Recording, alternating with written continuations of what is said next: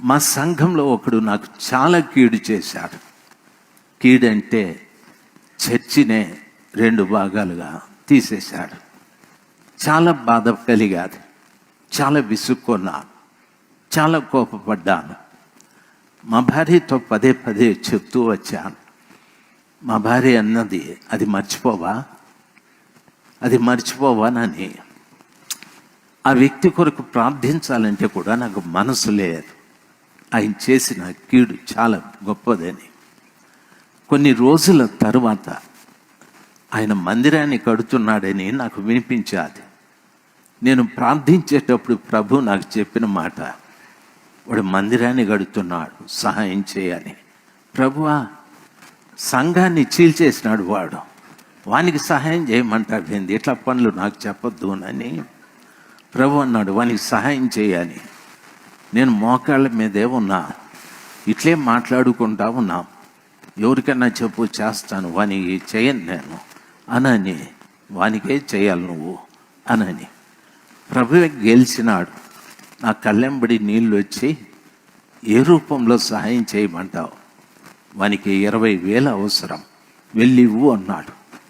నా గుండె 2 పగిలిపోయింది. 20,000?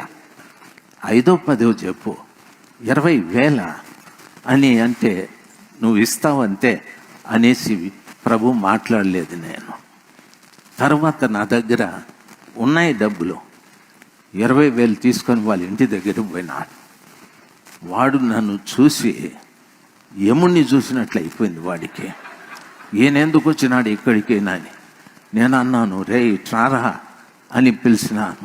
వాడు అయ్యగారు అని. ఏం వణకద్దు, ఏం బెనకద్దు, ఓవర్ యాక్షన్లు ఏమీ చేయొద్దు. నేను వచ్చింది ఏదో పగ తీర్చుకోవటానికి కాదు, కళ్ళు మూసుకో, ప్రార్థన చేస్తానంటే వాడు మూసుకున్నాడో లేదో నాకు తెలియదు, కానీ వాని చేతిలో 20,000 పెట్టి ప్రార్థన చేసేసి వస్తానరా అని వచ్చేసినాను. ఆ తరువాత వాడు వెళ్ళిపోయి వాళ్ళ భార్యకి చెప్పినాడు, అయ్యగారు వచ్చి 20,000 ఇచ్చినాడు నాకని. ఆమె మా భార్య దగ్గరకు వచ్చి చెప్పింది. మా భార్యతో అంటుంది, అమ్మ, నిజంగా మాకు 20,000 అవసరమై ఉంది. నేను 3 రోజుల నుండి ఉపవాసం ఉండి ప్రార్థన చేస్తూ ఉంటేనే దేవుడు మీ ద్వారా మా అవసరం తీర్చాడని. మనం మనిషి తప్పితాన్ని చూస్తాం, దేవుడు వారిలో ఉండే మంచితనాన్ని చూస్తాడు. మనకు కావాల్సింది క్షమించే గుణం కావాలి.